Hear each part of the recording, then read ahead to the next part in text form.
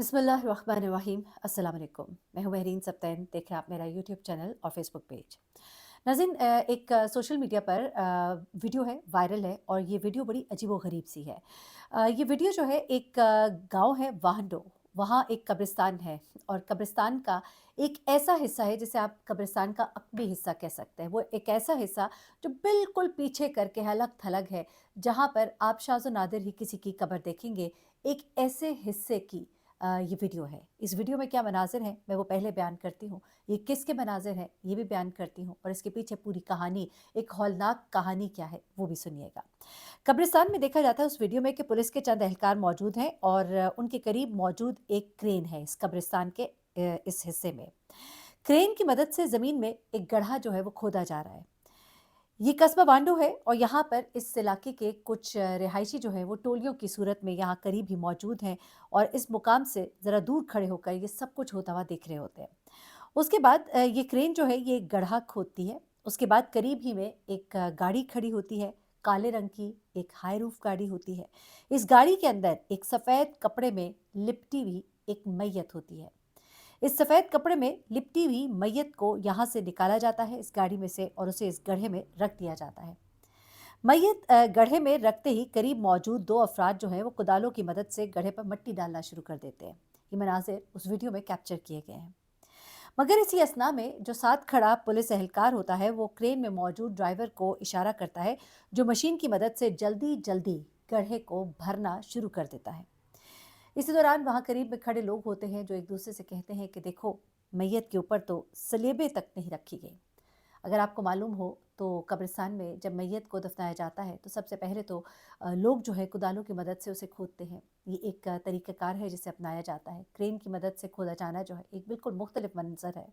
उसके बाद मैयत के ऊपर स्लेबें रखी जाती है और उसके बाद ऊपर से मिट्टी डाली जाती है, लेकिन यहाँ पर स्लेबें तक नहीं रखी जाती। स्लैब्स जो होती है टाइल्स की वो नहीं रखी जाती और ऊपर से डायरेक्ट ही मिट्टी इसके ऊपर डालनी शुरू कर दी जाती है और इस कब्र को फटाफट बंद किया जाता है। ऐसा लगता है कि जैसे कुछ होने का डर हो। ऐसा डर हो कि कहीं कोई वाक़या ना यहाँ पर वक़ूअ पज़ीर हो जाए, जिसकी वजह से जल्द से जल्द इस कब्र को बंद करने की कोशिश की जाती है। फ़ौरन ही खोदा जाता है, फ़ौरन ही दफ़नाया जाता है। ना कोई नमाज़ जनाज़ा होता है, ना कुछ और कब्र को बंद कर दिया जाता है और लोग जो हैं वो तितर-बितर हो जाते हैं, अपने घरों को चले जाते हैं। ये मनाज़िर जो हैं ये 26 फरवरी के हैं और ये मनाज़िर जो हैं एक नौजवान हसन उर्फ़ झारा के हैं। इस हसन उर्फ जारा के बारे में इस कस्बे के जो मौलवी हैं उन्होंने ये बाकायदा तौर पे ऐलान किया था अपनी मसाजिद में कि इसका कोई नमाज जनाजा नहीं पड़ेगा। दरअसल इसने क्या किया था, ये ज़रा जानिएगा। ये कहानी शुरू होती है नन्ही ईमान फ़ातिमा की गुमशुदगी से। ईमान फ़ातिमा जो 5 साल की बच्ची है, कहानी की इब्तिदा 22 फरवरी की दोपहर उस वक़्त होती है जब गुजरावाला की ये तहसील है कामों की, उसका कस्बा है वांडो, जहाँ पे सिलाई कढ़ाई का काम करने वाला एक शख्स होता है अब्दुल शकूर और उसकी बेटी होती है 5 साला ईमान फ़ातिमा। ये घर में खेलते-खेलते अचानक ही लापता हो जाती है। अब्दुल शकूर जो है वो अढ़ाई मल्ले के घर में रहता है और सिलाई-कढ़ाई का काम करता है। उसने घर में कुछ मुर्गियाँ भी पाल रखी थी, जिसके वो अंडे फ़रोख्त करता था और यूँ ये ख़ानदान जो है अपना गुज़र-बसर करता था। अब अब्दुल शकूर के 4 बच्चे हैं, जिनमें 3 बेटियाँ और 1 बेटा है और ईमान फ़ातिमा जो है वो भाई-बहनों में तीसरे नंबर पर थी। अब्दुल शकूर कहता है कि ईमान अपनी सहेलियों के साथ जैसे रोज़ खेला करती थी, वैसे ही उस दिन भी खेल रही थी। मगर जब वो काफ़ी देर तक खेलती रही और उसके बाद वो कहीं गायब हो गई, नज़र ना आई, तो वालिदा को परेशानी हुई। वालिदा ने अपनी गली और करीबी गलियों में जाकर ईमान को तलाश किया, मगर वो नहीं मिली।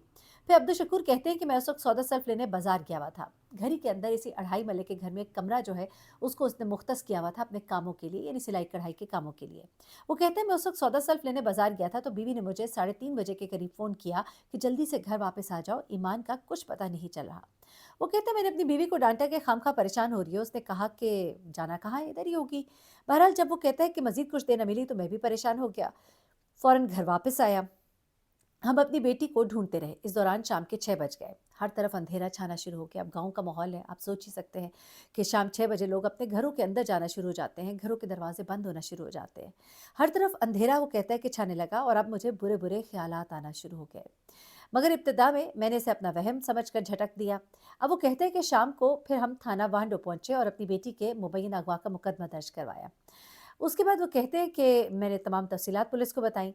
अब गाँव वापस आकर हमने मसाजिद के ज़रिए ऐलानात शुरू किए कि पूरे गाँव में शोर मच गया। बच्ची अगवा हो गई है और उसका कोई पता नहीं चल रहा। हर कोई अपनी तय कोशिश करना शुरू हो गया कि किसी तरह बच्ची के बारे में कुछ पता चल जाए।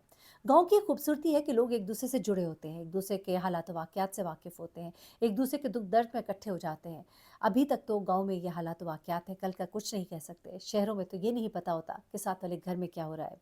अब अब्दुल शकूर कहते हैं कि शाम के बाद जैसे-जैसे रात होती गई तो गाँव के तमाम लोग भी पता करने के लिए उनके घर आने लगे।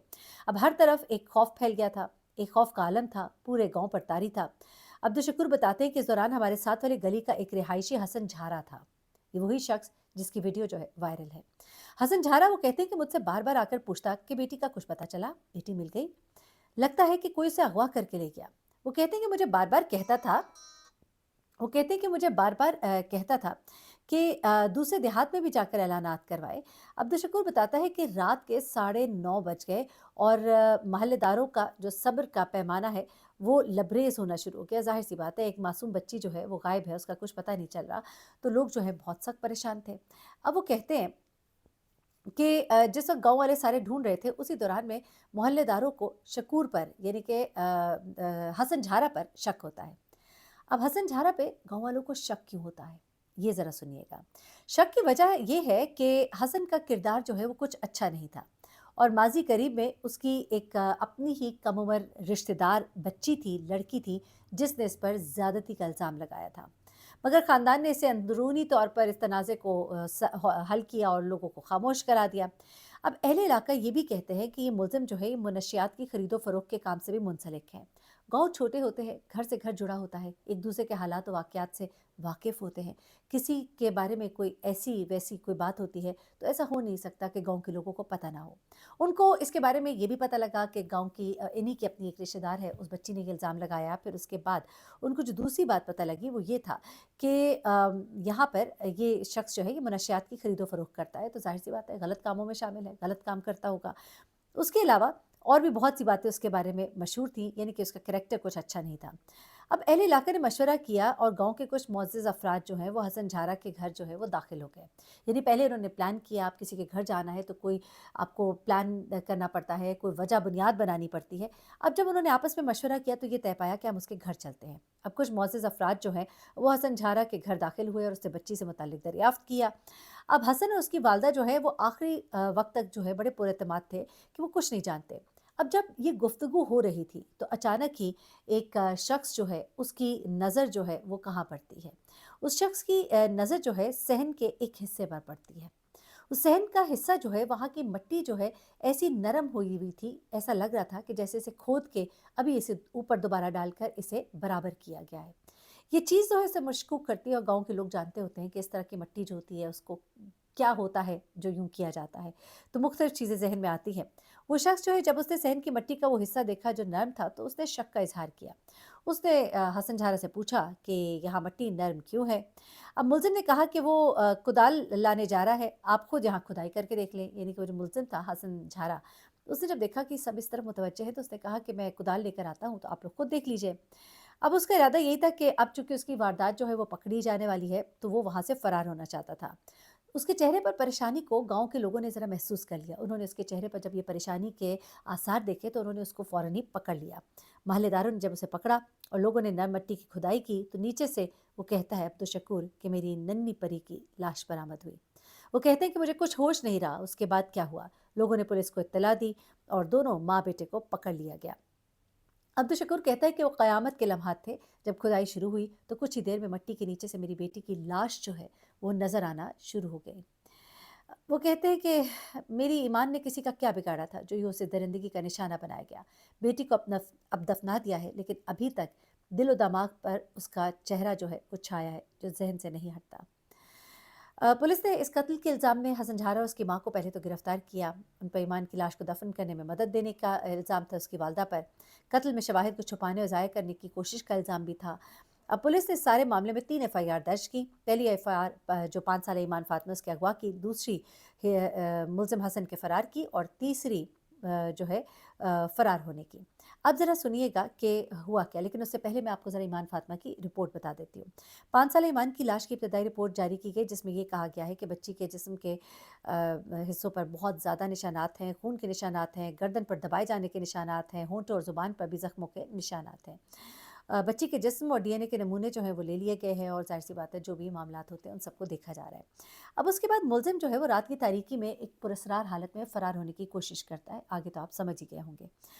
मुलज़िम के फ़रार से मुतल्लिक़ एफ़आईआर दर्ज की गई है। पुलिस एहलकार कहते हैं कि हम मुलज़िम को लेकर जा रहे थे, 12 बजकर 40 मिनट रात का वक़्त था 25 फरवरी को, तफ़्तीश और निशानदेही के लिए। कि 3 मोटरसाइकिल सवार जो हैं वो आए पीछे से, उन्होंने फायरिंग की, और फायरिंग के नतीजे में हमने भी फायरिंग की। हम एक ओट में होकर छुप गए। हसन और झारा जो है वो हथकड़ियों समेत छुड़वा कर फ़रार हुआ। फ़रार मुल्ज़िमान की इत्तला मिलने पर नाकाबंदी की गई, और फिर आमना-सामना हुआ और लड़ाई फ़ाइट हुई, जो भी, और गोलाबारी जो भी इनके दरमियान होती है, जो कुछ भी ये जिस तरह से भी कहते होते हैं, जो इनके मुकाबले होते हैं।